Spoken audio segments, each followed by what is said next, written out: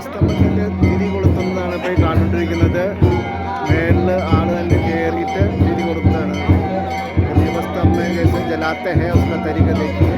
एक आदमी ऊपर चढ़ के एक एक दीप में जलाते हैं, जलाते जलाते हुए नीचे उतरेंगे। वो